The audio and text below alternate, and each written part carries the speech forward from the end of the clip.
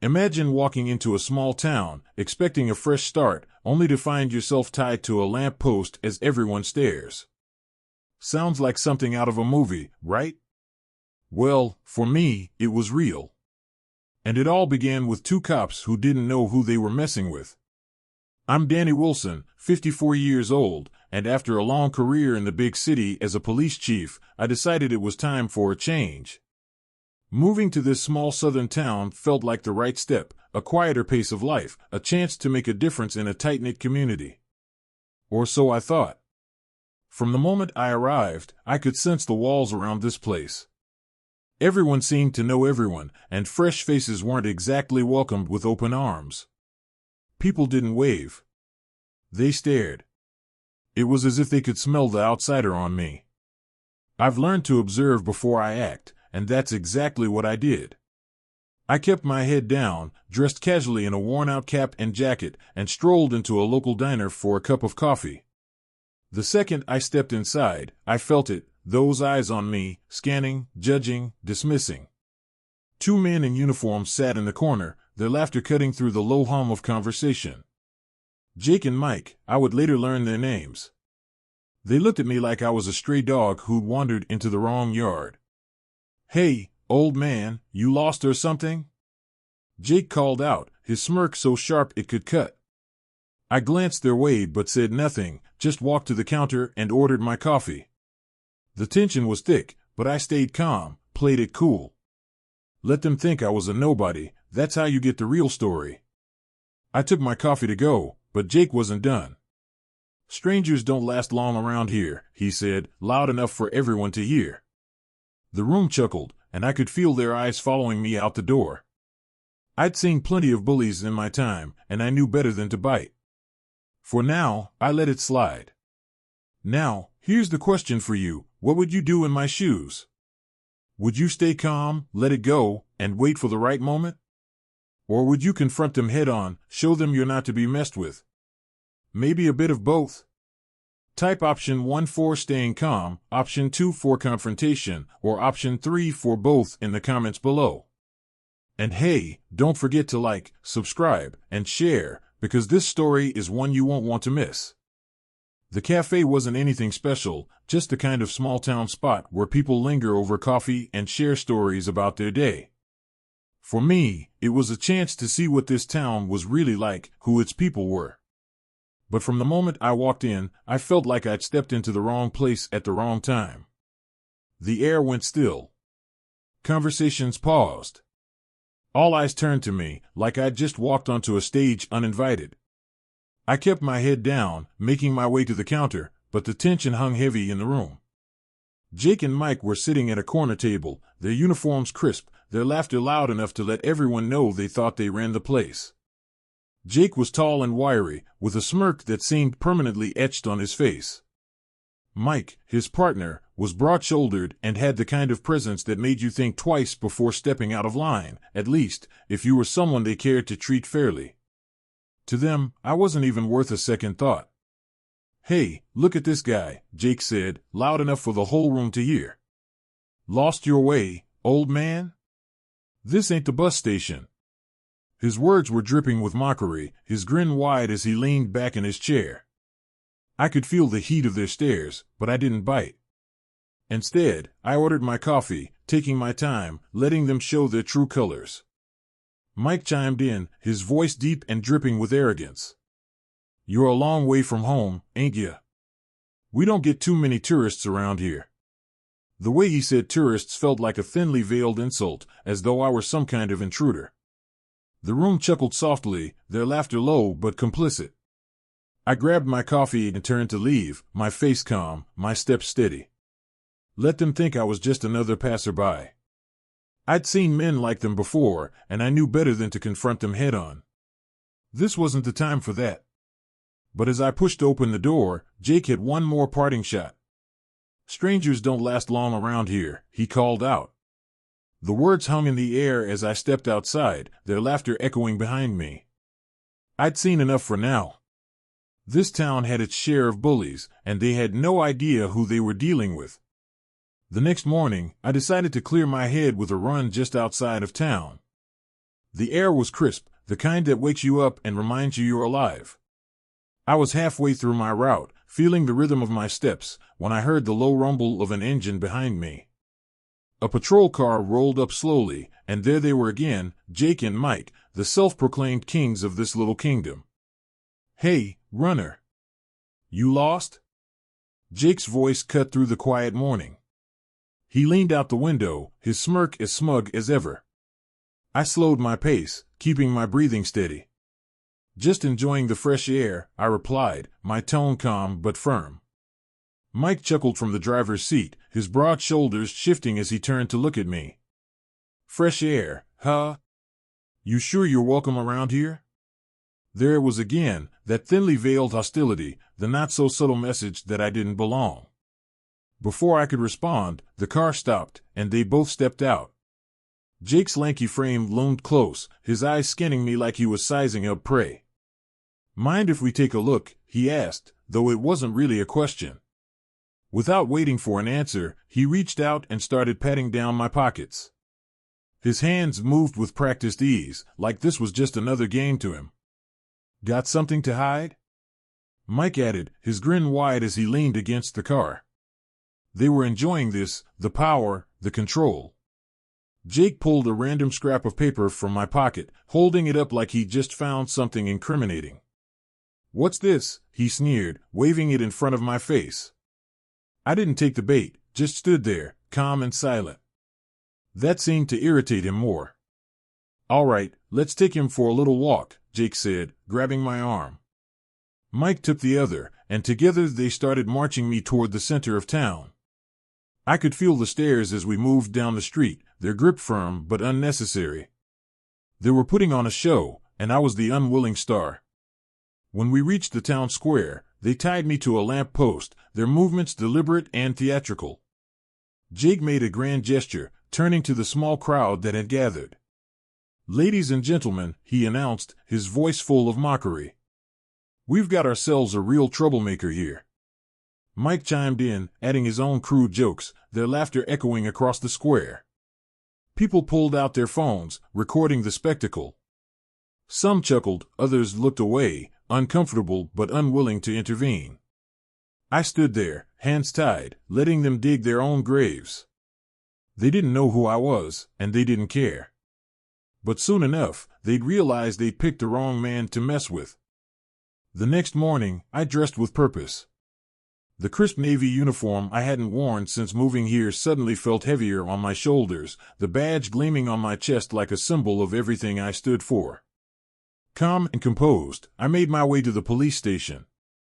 The town was quiet, but not for long. Whispers of yesterday's spectacle had already started circulating, and I knew it wouldn't take much to turn those whispers into a roar. As I entered the station, the officers milling about looked up, their casual chatter freezing mid-sentence. It didn't take long for realization to ripple through the room. They straightened their postures, unsure of how to react. I could feel their eyes on me as I made my way to the center of the room, standing tall and waiting. The tension was palpable. Then came the sound of laughter, echoing down the hallway. Jake and Mike strolled in, their voices loud and brash, completely oblivious to the storm brewing around them. They hadn't even bothered to check who their new boss was. When their eyes landed on me, in full uniform, standing there with the weight of authority behind me, their expressions shifted from smug confidence to wide-eyed shock. Jake's smirk faltered, and Mike's step slowed as they processed what was happening. I let the silence hang for a moment, watching them squirm under the weight of their realization. Finally, I spoke, my voice steady but firm. "Gentlemen, it seems we have a situation on our hands. And you're both at the center of it."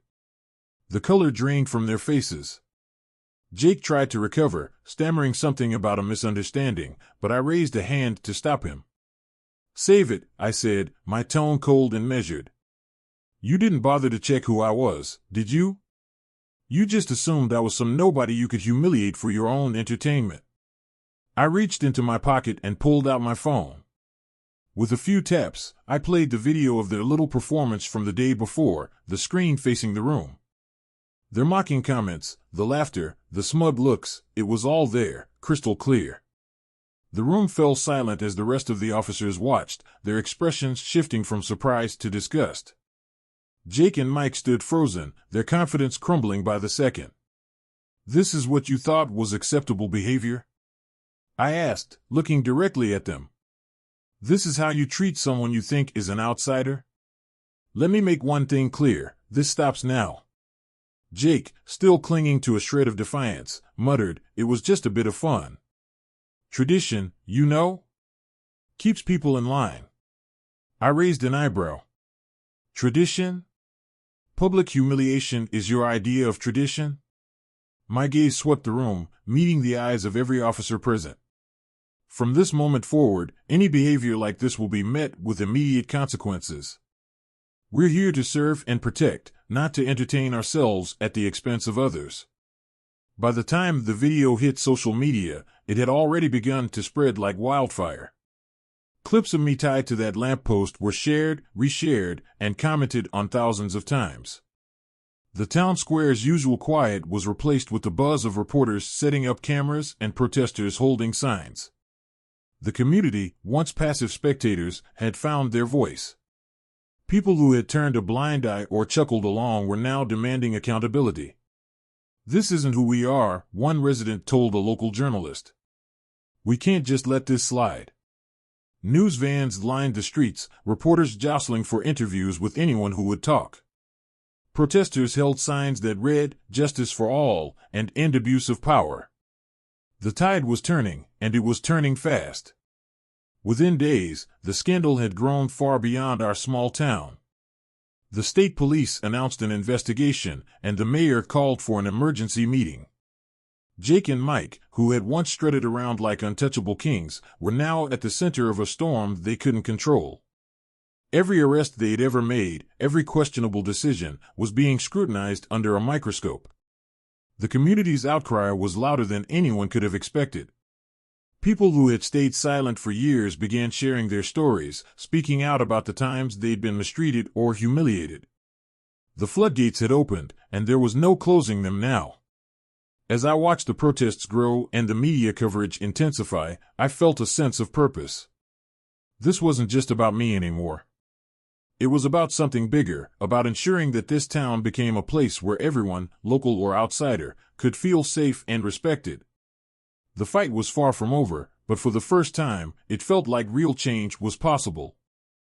The atmosphere in the station was heavy with tension as I gathered the entire team for a meeting later that day.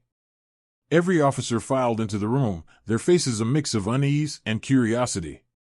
Jake and Mike stood off to one side, their usual bravado replaced with visible discomfort. I stood at the front, my posture straight and my tone resolute. "This is not an ordinary meeting," I began, letting the weight of my words sink in. "Today marks a turning point for this department and this town. What happened yesterday is not just a reflection of two officers' actions, it's a reflection of what we've allowed to happen for far too long." I reached into my pocket and pulled out 2 termination forms, holding them up for everyone to see. The room went still. "Jake, Mike," I called their names firmly, watching as their faces turned pale. "Hand over your badges. Effective immediately, you are no longer part of this department." They hesitated, Jake's jaw tightening as if he wanted to argue, but one look at the determined expressions of their fellow officers stopped him. Slowly, reluctantly, they removed their badges and placed them on the table in front of me. The sound of metal hitting would echoed in the silent room. "This is not just about yesterday," I continued, addressing the team. "This is about ensuring that the people of this town can trust the badge you wear. From this moment forward, any behavior that disrespects our community or abuses the power of this uniform will result in immediate consequences. No warnings. No second chances." The weight of those words settled over the room, and I could see it in their faces, a mix of shame, understanding, and, for some, relief. This was a new chapter, and they knew it. As Jake and Mike walked out of the room for the last time, their steps heavy and their heads low, I felt no satisfaction. This wasn't about revenge or punishment. It was about justice and accountability, 2 things this town desperately needed. The fallout was swift and far-reaching. The video of the lamppost incident had already gone viral, but as state investigators began digging into Jake and Mike's history, an ugly pattern emerged. Complaints that had been ignored or dismissed for years were suddenly back in the spotlight. Residents came forward with stories of harassment, intimidation, and even wrongful arrests. Lawsuits started piling up, and the prosecutor's office announced formal charges against the two former officers. It was a reckoning not just for Jake and Mike, but for a culture that had allowed their behavior to thrive. The town's long silence had finally been broken, and there was no going back. But it wasn't just about holding them accountable. It was about healing. Community leaders, residents, and officers came together to have honest conversations about what needed to change. Protests turned into town hall meetings, where people shared their frustrations and their hopes for the future.